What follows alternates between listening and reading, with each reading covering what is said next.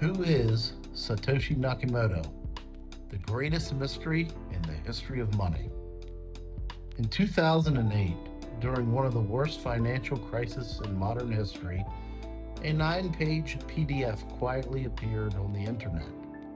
No press conference, no interviews, no face, just code.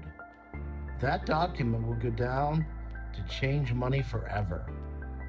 And the person who wrote it, we don't know who they are. We don't know where they are. We don't even know if they're still alive. The name signed at the bottom of the document was Satoshi Nakamoto, a name that has become legend, a name worth, depending on Bitcoin's price, hundreds of billions of dollars. Yet Satoshi has never touched it. So who is Satoshi Nakamoto? What do we actually know? Who are the most likely candidates? And why does it matter? Let's dive in. Let's start with facts, not theories, not speculation.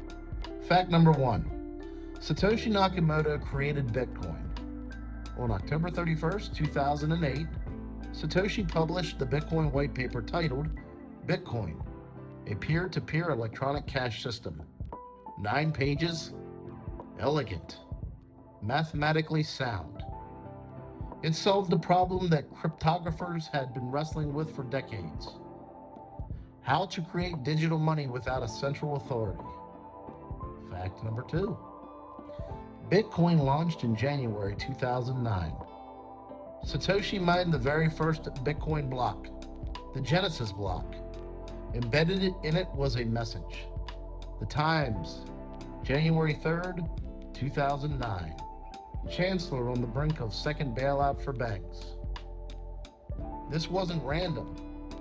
It was a timestamp and a statement. Bitcoin wasn't just technology. It was commentary on a broken financial system. Fact number 3. Satoshi communicated, briefly. From 2008 to 2010, Satoshi posted on forums, sent emails to early developers, worked openly on Bitcoin's code. Then, slowly, he faded away. In 2011, Satoshi sent one final message: I have moved on to other things, and vanished. No goodbye tour, no monetization, no legacy interviews, just gone. Here's where things get strange. Blockchain analysts shows that Satoshi mined approximately 1 million Bitcoin. At today's prices, that's tens of billions of dollars. At peaks, over 60 to 70 billion. Those coins have never moved. Not once. Not during all the bull markets. Not during crashes. Not even when Bitcoin hit all-time highs. This alone eliminates many theories. If Satoshi were a scammer, a con artist, a profit-driven corporation, those coins would be gone. Instead, they sit untouched, like a digital tomb. By studying Satoshi's writing, we can infer a few things. Number 1 is writing style. It's written in perfect English. British spelling. Calm, precise, and unemotional. His behavior: polite, non-egotistical, avoided praise, deflected attention. His technical ability: Satoshi wasn't just a programmer. He understood cryptography, distributed systems, game theory, economics, and monetary history. This level of cross-disciplinary mastery is extremely rare, which leads to one important conclusion: Satoshi was not a beginner. This is one of the biggest debates. Was Satoshi one person, or was he a group? Theory number 1, he was one genius. There are many reasons why this may be evident, but some of the pros are his consistent writing style, one unified vision, and clear architectural decisions. Reasons why it may not be one person: it is a massive workload with multiple expert domains. Theory number 2 is that Satoshi might have been a small group of people working together. Some reasons for this might explain the breadth of knowledge and explains the pace of development.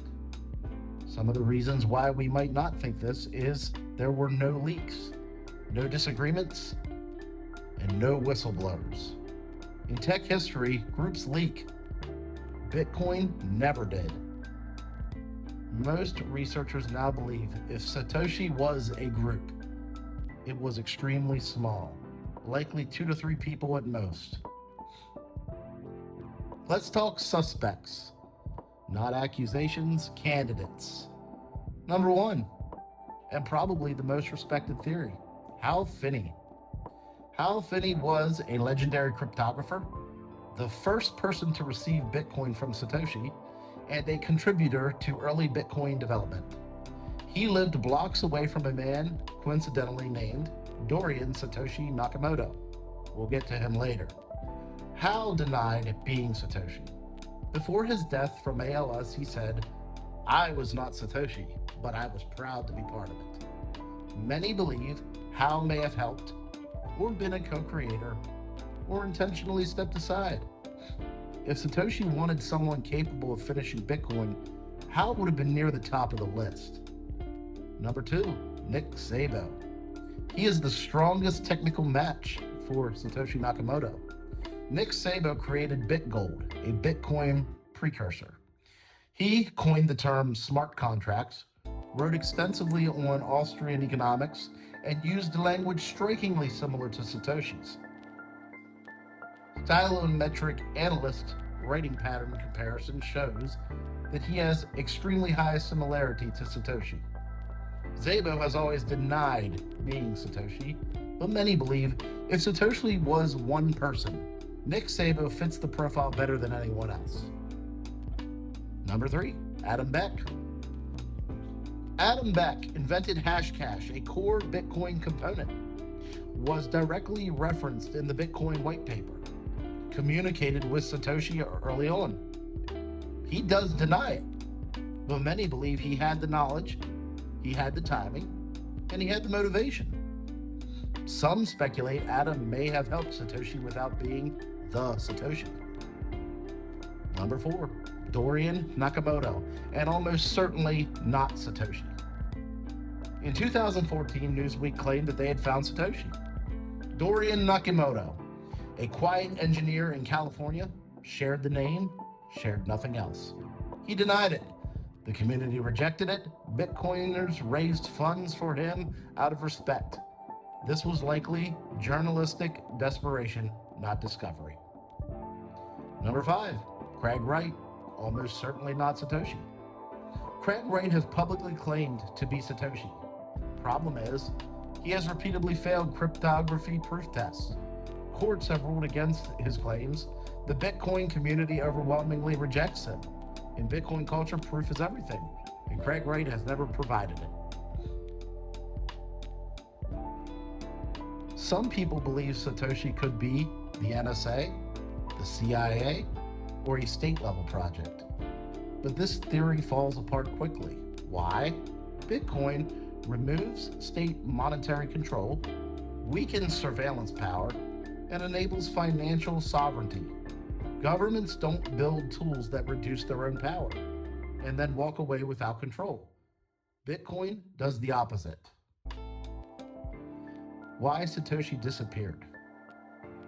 This may be the most important part.